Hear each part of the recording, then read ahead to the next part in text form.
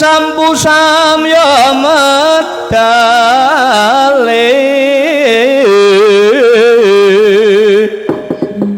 lera dadit wileteng koto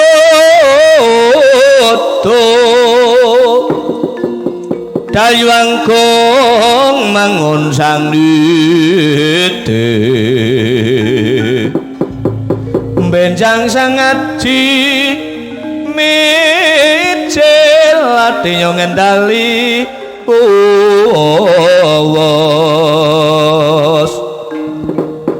terus tasurawi ladan bayang musik lagi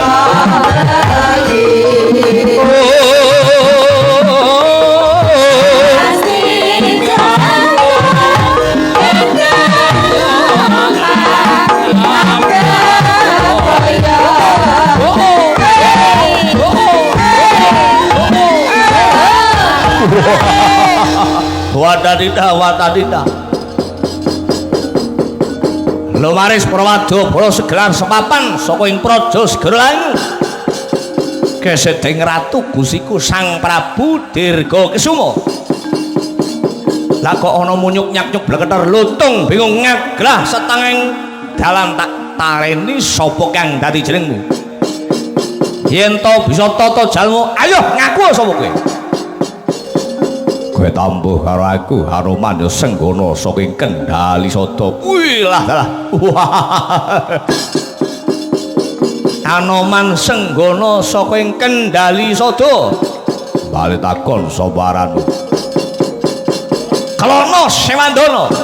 Klana Sewandana. Ya dasar Kurnyata. Sediamu rantap-rantap barisaning Prawadu Bala Segelar papan. Sikap gaman landhep keranjang wadah balung bokor wadah geti gaman sembelian tumuju ning praja Ngamarta sediamu ana wigati ngambi bakal njaluk wujud pusaka jimat kalima sada kinarya kanggo srana Yayi Prabu Duryudana nampa kanugrahan wahyu sandampangan bakal ditandur sajroning alun-alun praja Ngastinapura mula dina samangka Senggana ya Hanuman sumingkir ora usah ngalang-aling barisan Prawadu Bala saka ing praja Segara yen nganti ngalang-alangi barisan saka ing praja Segara bondo apa sing mbok jaluk ora wasis lemindo leno pangendhamu tebade adamu ajur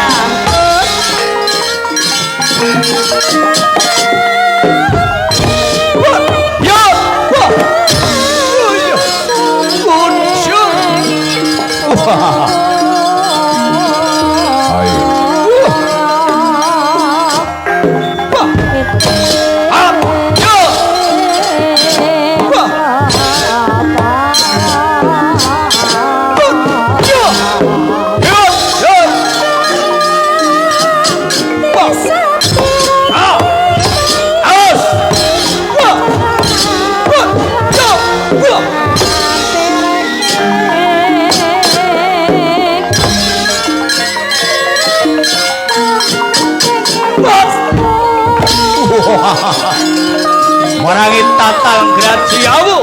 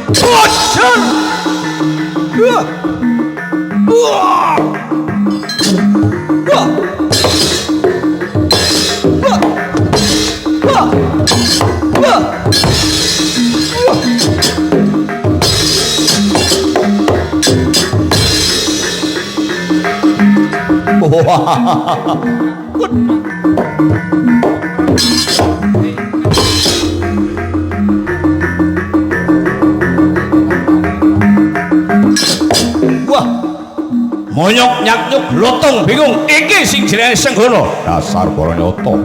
Iki sapa? Salukat Katut Barat. Lem suwingkir ora? Malah biro mateng kowe jan. Bagus. Hap. Wah. Wah. Abjur. Wah. Wah. Ah, hei.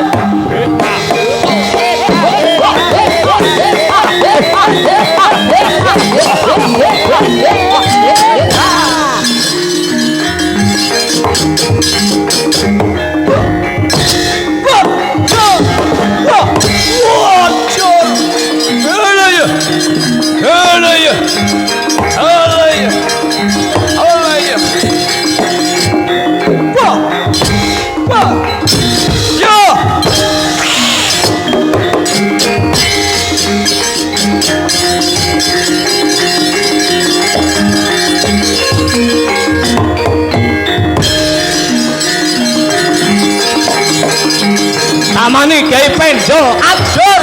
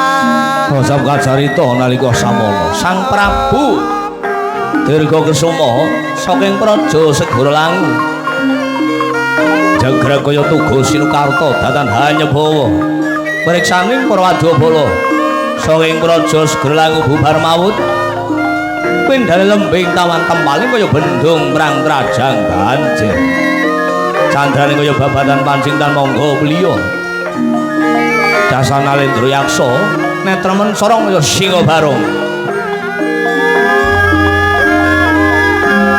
Paja mijil sungipun sagedhang ambon agungipun Godhek wong simbar dodo sekti mahambara mangkono rengganing cita Sang Prabu Dirgakesuma welah Iwang dadek leludra Mas Patik Raja Dewaku para wadyabala saking praja Segara Langu ajur ora ana sing padhane iya Senggana Yanoman sing arep ngalang-alangi sedane para wadyabala bakal jaluk jimat kalima sada dening anganing para padang Pandhawa arep kaya ngapa dikaya ngapa upama wong negara pring aja diarap pucuke nggih monggo tampi tamane siungko lakon ajur dening aku Taman Gunung Jogruk Segorasat apa manih jalma lumrah kaya Senggana cakot dening siungko lakon nglumbarah dening aku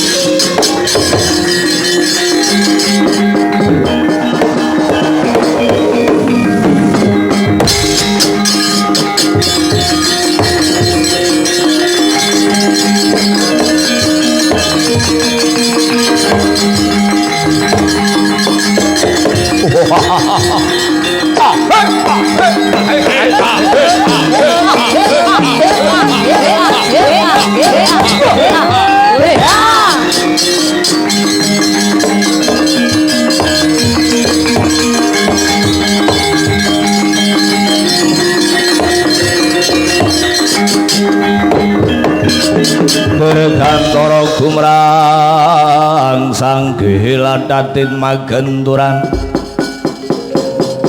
mangangrang sorane magantar-gantar welah ana satra mencorong dadane Stepo ambane sapa iki Betakon karo aku Gatotkaca bale takon sowaran Nalendra saking Segara Langu Dirgakesuma iku saiki ora usah ngalang-alangi sedaning para wadyabala saking Segara Langu bakal tumuju ning Praja Ngamarta ngarebut wujud pusaka jiwan kelima sauda yen pancen kerep ngalang-alangi sedyaku bondo apa sing jaluk ora gelem sumingkir saiki tak sronari mumpung durung bapak punya durung ngajur pakulitan kowe bali kono ning pancen kowe nantang perkara klakon ajur ora dadi apa-apa kowe iya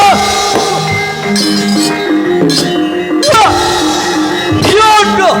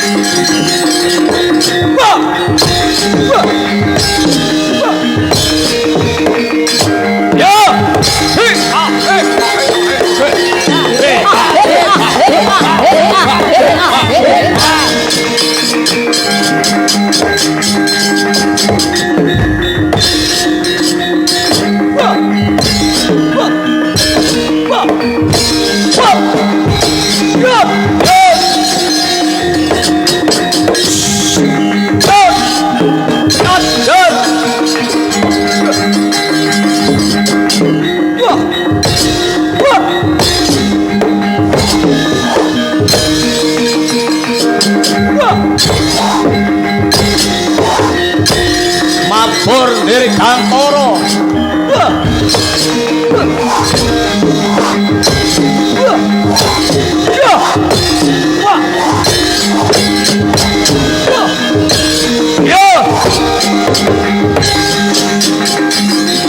Bapak Pendito, Bapak.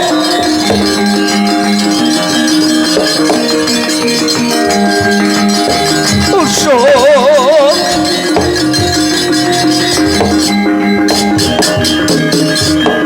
Dirgantara gumrang sanggih ladatit magenduran. Mangangrang sorane magantar-gantar.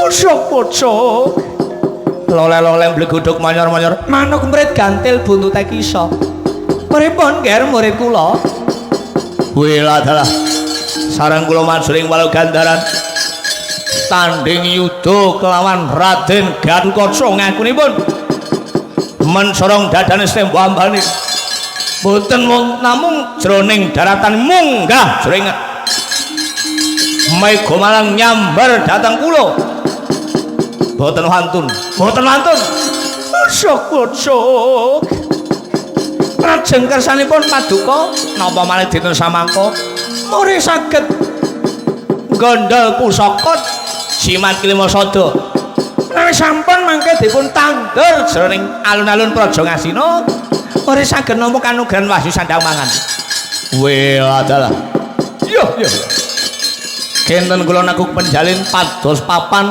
ingkang langkung prayogi sampun ngantos kadenangan dening Gatotkaca lan para putra Pandhawa. Ari dina samangka kedah saged mlebet sajroning Praja Ngamarta ning ampun ngantos kadenangan gampang.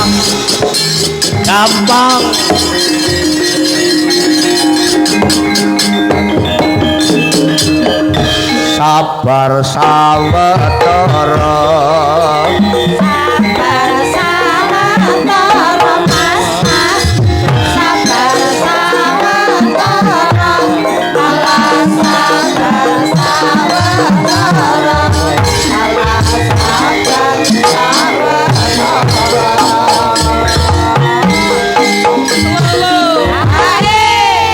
para Pandhawa menika kagungan botoh Ratu Ndarawati Prabu Sri Bathara Kresna napa ingkang dados pangandikanipun Ratu Ndarawati bakal dipun astani pramila saking menika murid gampil saged nyuwun jimat kelima sada dening tanganipun para kadang Pandhawa anak nata Prabu Dirgakesuma badhe kula gantos salin raga Nalendra Ndarawati ingkang ireng semani pakulitane sasampunipun menika badhe katuran minggah sring Praja Ngamarta nyuwun wujuding pusaka jimat kelima sada sagun napa pun oh nggih namung nderek kemawon Bapa Dura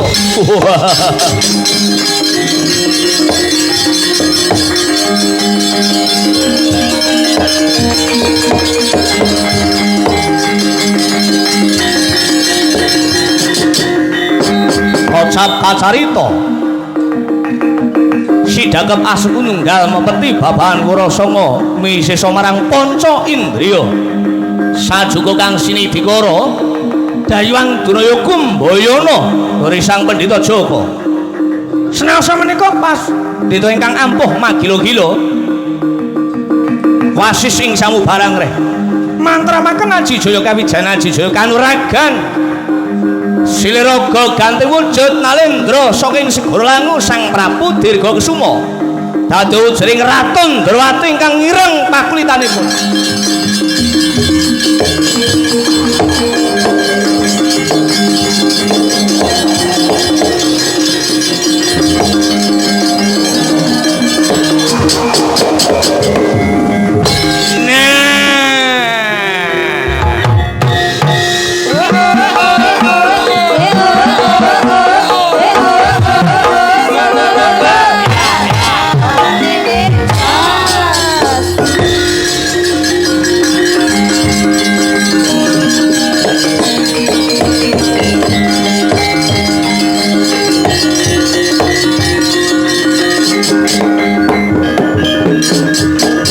Bombong manakula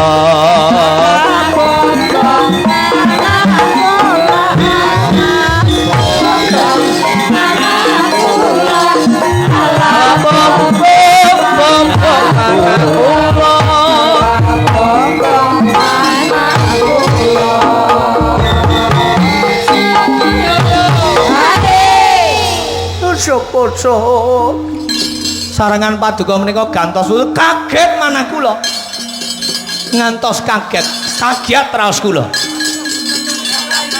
pucuk sampun siap siaga malah jebule namung dipun sigeg sawetawis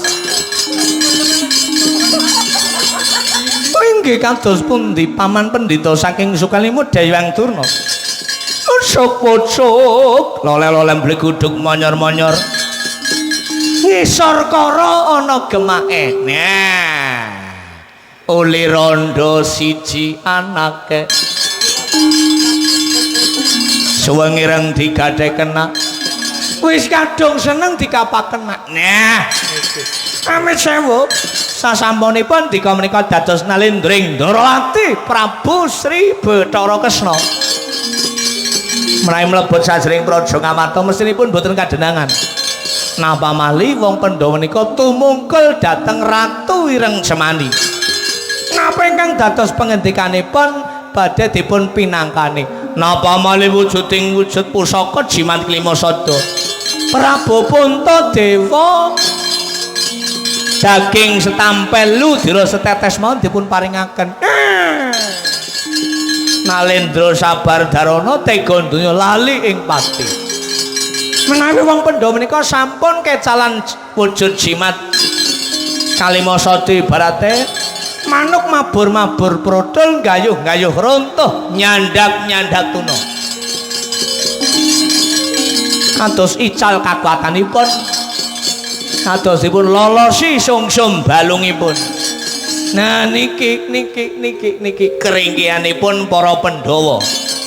Menawi sampun ringkih gampil mejet woing rati midhek kapuk menika mboten gempeng. Anggenipun Merjayapati asal wong Pandhawa mati perang Bratayuda urung. Urung ing perang Bratayuda wong Pandhawa padha sirna mergelayu. Praja Ngastina tetep kukuh dening ngasanipun anak Nata Duryudana. Rondo-rondo ning Praja Ngamarta didum.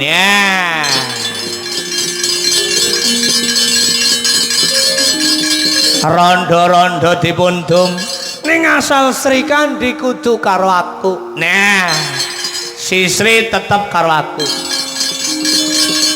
Arep Sri Kandi duwe anak siji ora masalah. Esi main. Apa maning siki bareng dadi randha awake mblegeduk. Bodine pas. teboke ya sedengan. Carata iki gedeni. Aku gumun sapa sing ngrumati ya. Sapa-sapa. Pramila saking menika sampun kira dening gawe monggo katran manjing jring Praja Ngamarta.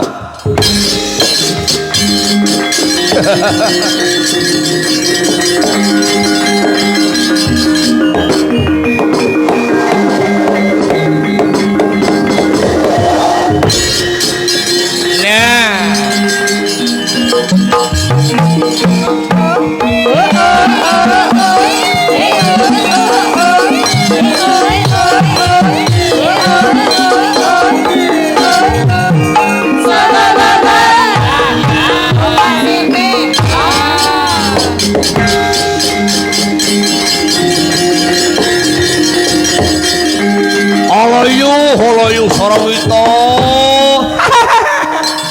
Kepriwe Mas Togog? Kriwikan dadi grojogan wong guyon dadi tangisan. Kepriwe? Prabu Dirgakesuma ganti wujud Siliraga Nalindran Darawati. Prabu Sri Bathara Kresna. Prabu Sri Bathara Kresna. Iya. Ing sedya bakal nyuwun ngampil wujud pusaka jimat klimasada awit asal dadi Kresna apa bae sing dadi omonganing Ratu Ndrawati wong Pandhawa sing gugu sebabe Pandhawa kuwi bebasane kelawan para Ratu Ndrawati kreta kusir sak jaranipun kereta kusir sejarahne kusire Prabu Kresna kereta jarane wong Pandhawa kendho kenceneng suh banter playuning jaran gumantung karo Ratu Ndarawati apa maning Ratu Ndarawati dadi botoweng ning paprangan Bratayuda Jaya Binang duwe Kiai Jitapsara ki apa buku silsilah paprangan Bratayuda Jaya Binangun sing duweni Ratu Ndarawati. Lah terus kepriye terusane? Asal mengko wujud pusaka jimat kelimasa dadi pasrahaking Ratu Ndarawati sing pamembo warna ditandur ning alun-alun Praja Ngasinapura Walohyu. Wong Pandhawa ibarate manuk ilang suwiwine ora samabur. Kekuatannya kaya dilolosi sungsum balune. Berarti Ratu Gusine dhewek sekti temenan. Wis kaya bae Kang Togog. Siki awake dhewek ora samenggalih Ratu Gustine. Apa maning Ratu Gusine siki wis direkake dening Pendhita Sekang Sukalima. Awake dhewek mung cukup ndeleng nabae. Karo suka parisuka lelipur nganggo hiburan kaya kuwe mandeg sawetara kaya kuwe ya iya aja kemrungsung esuk besi ana pegawean maning santai bae oh gari gisit-gisitan gisit sing kulon apa gisit sing wetan asal sing wetan engko pada nonton mangari kulon aja nganti sing kulon nonton mengetak jam 3 apa ya ora jam 3 kok wae. Mapan desa di Sarawita. Mapan ning aring desa Sidamukti Kang Togog. Sidamukti kewarasan. Kabupaten endi? Kabupaten Kebumen. Acarane apa Sarawita? Walimatul Khitan. Tasakuran Walimatul Khitan. Sing dihitan sapa Sarawita? Mas Hanung Fatan Al-Ghifari. Hanung Fatan Al-Ghifari. Sya. Putra Bapak sinten Sarawita? Bapak Trubus Basuki lan Ibu Supartini. Oh, sing dadi tuan rumah Bapak Trubus Basuki. Oh, Yugu Sarawita. Dongane apa Sarawita? Mugi-mugi pinanganten kita dados putra ingkang soleh. Piguna tumrap bangsa lan negara. Amin Allahumma. Amin. Ingkang kagungan hajat mugi-mugi tansah murah rezeki panjang yuswane slamet dunya lan akhirate. Amin Allahumma. Amin. Ingkang tansah kula hormati katur dumateng Bapak Kepala Desa sak jonjang perangkatipun Bapak Sukiman. Kang tansah kula hormati katur ingkang kagungan hajat. Kang tansah kula hormati katur dumateng para pini sepuh aji sepuh ingkang mapan wonten ing Desa Sidamukti Kuwarasan. Boten supaya katur dateng pepunden kula Bapak Supatmo utawanipun Bapak Ganjel. Ugi dumateng para tamu undangan lan sutresna budaya warga masyarakat Desa Sidamukti. Lan para penggemar sutresna budaya ingkang boten saged kawiji setunggal bagas tunggal. Ugi katur hormat dumateng para bapak kepala desa ingkang sampun kepareng rawuh. Menawi mboten lepat wau ingkang kepareng rawuh Bapak Lurah saking Kamulyan, Bapak Lurah saking Tuking Gedhong ingkang kepareng manjer wonten sasi Sura. Ugi katur hormat dumateng Lurah Bapak Lurah saking Sidodadi. Boten supaya katur hormat dumateng Bapak Kepala Desa saking Rogodadi. Lan ugi dumateng pepunden kula Simbah Aris saking Purwodadi Pondok. Para pepunden sami rawuh ya Kang. Iya, memuji ngarsaning Gusti nyatane Sarawita. Mau sore udan gemerjeg siki padang jinglam. Kuwi dongane sapa? Dongane wong pirang-pirang. Dimen apa? Dimen para bakul-bakul ya Bayu. Ingkang kagungan hajat Bapak Trubus lan Ibu Supartini ya lejar penggalihe. Para penonton uga saged mirsani langsung wonten dalemipun Bapak Trubus lan Ibu Supartini. Kaya kuwi Sarawita. Cocok ya Kang, cocok. Saiki suka parisuka ngaturi jumeneng Mbak Eni. Apa? Mbak Eni. Priyantun pundi?